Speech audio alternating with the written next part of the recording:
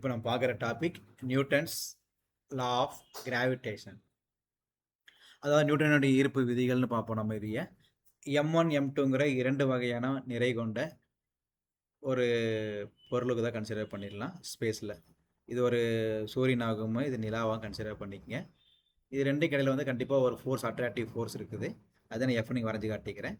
இது ரெண்டு கிடையோட தூரம் பார்த்தீங்கன்னா ஆர்னு எடுத்துக்கலாம். அப்போ இந்த ஃபோர்ஸ் வந்து பார்த்தீங்கன்னா directly proportional to the product of their masses. அதாவது சொல்கிறாரு, இந்த இரண்டு பொருளுடைய விசைகளின் நிறைகளினுடைய பெருக்கல் பலனுக்கு டைரக்ட்லி ப்ரொபோர்ஷனலாக இருக்குது, நேர்த்தகவல் உள்ளது. அவற்றுடைய இடைத்தொலைவின் 2 மடிக்கு எதிர்த்தகவல் இருக்கிறது. Inversely proportional to the square of the distance between them. அதுதான் கொடுத்துருக்குறாங்க, நான் எழுதிக்கிறேன். இது சேர்த்து எழுதினோம்னா F is directly proportional to M1 M2 by R ஸ்கொயர்னு போட்டுடலாம். இப்போ கோள்களுக்கு இடையேயான விசையானது அவற்றின் நிறைகளின் பெருக்கல் பலனுக்கு நேர்த்தகவிலும் இடையேயான இடைத்தொலைவின் 2 மடிக்கு எதிர்த்தகவலும் அமையும் என்பது தான் இதோடைய விதியை சொல்கிறாங்க. அப்போ இந்த ஃபார்முலாவை நான் இங்கே எழுதிட்டேன். இந்த ஃபார்முலாவை இங்கே எழுதியிருக்கிறேன். F is directly proportional to M1 M2 by R squared. அப்போ எஃப் ஈக்குவல்ட்டுன்னு போட்டோம்னா கண்டிப்பாக என்ன சார் வச்சாமா ஒரு ஃபார்முலா நம்ம அப்ளை பண்ணி ஆகணும். எஃப் ஈக்குவல்ட்டுன்னு போட்டால் ஒரு ஜி போட்டாகணும் ஃபார்முலாவில். G into M1 M2 by R square. ஜிங்கிறது வந்து ஒரு கான்ஸ்டன்ட். ப்ரப்போர்ஷன் எடுத்து போட்டு ஈக்குவல் போட்டால் கான்ஸ்டன்ட் அப்ளை பண்ணி ஆகணும். அந்த கான்ஸ்டன்டோட வேல்யூ ஜீனை வந்து சயின்டிஸ்ட் வச்சுக்கிறாரு.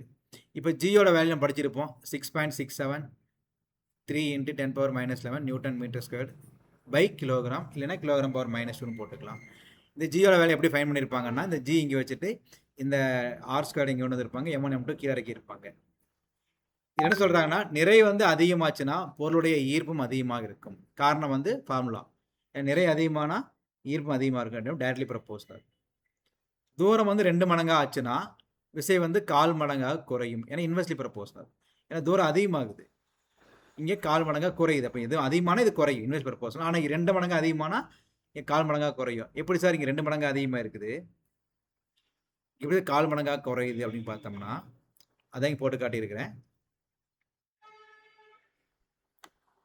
இதில் பாருங்க, F is equal to G into M1 M2 by R square formula. இங்கே 2 ஏன் போட்டிருக்குன்னா 2 மடங்கு அதிகமாகுது எது தூரம். இப்போ 2r த ஹோல் ஸ்கொயர். அப்போ ஜி அங்கேயே வச்சுக்கிறேன். M1 M2 பை 2 × 2 4r ஸ்கொயராக மாறிடுச்சு. இப்போ 1/4 வெளியே தூக்கியாச்சு. மீதி என்ன சார் இருக்குன்னு பாருங்கள், G into M1 M2 by R square. இதையும் நம்ம ஒரு எஃப் மாதிரியே பார்த்தா நமக்கு, அதனால் வந்து ஏற்கனவே இருக்கிற எஃப் அப்படியே வச்சுட்டு இந்த 1/4 அங்கேயே வச்சுக்கிறேன். இந்த G into M1 M2 by R ஸ்கொயருக்கு போல ஒரு எஃப் டேஷன் போட்டிருக்கிறேன். அப்போது 2 மடங்காக இது அதிகமானங்காட்டி இங்கே 1/4 4 மடங்கா 1/4 கால்வாசி மடங்கு என்ன சார் ஆச்சாமா அதோட வேகம் வந்து கம்மியாக இருக்குது அப்படின்னு போட்டிருக்கிறேன். இதை பேஸ் பண்ணி ஒரு நியூமரிக்ஸ் ஏதாவது கேட்டாங்கன்னா, M1ஓட வேல்யூ வந்து 10 கிலோகிராம், M2ஓட வேல்யூ 20 கிலோகிராம், ஆரோட வேல்யூ 2 மீட்டர். நான் சின்ன சின்ன வேல்யூவாக போட்டிருக்கிறேன். அவங்க ஏதாவது டிவிஷனில் ஃப்ராக்ஷனில் கேட்கலாம், பார்த்துக்குங்க. F equal to G into M1 M2 by R ஸ்கொயரில் M1 போல் 10, M2 போல் 20 பை ஆர் ஸ்கொயர்னா 2 த ஹோல் ஸ்கொயர்னு போட்டோம். அப்போ மேலே 200 வந்துருக்கும். மேலே ப்ராடக்ட் பண்ணிங்கன்னா கீழே 4 கட் பண்ணால் 50 வந்துருக்குது. இப்போ 50 இன்ட்டு ஜின்னு வந்துருக்கும். சப்போஸ் ஜியோட வேல்யூ கொடுத்தாங்கன்னா 2 ப்ராடக்ட் பண்ணி போட்டுக்கோம். ஸோ இந்த கொஸ்டின் முக்கியமான கொஸ்டின் டிஆர்பியில், கொஞ்சம் நல்லா படிச்சுக்கோங்க. தேங்க்யூ.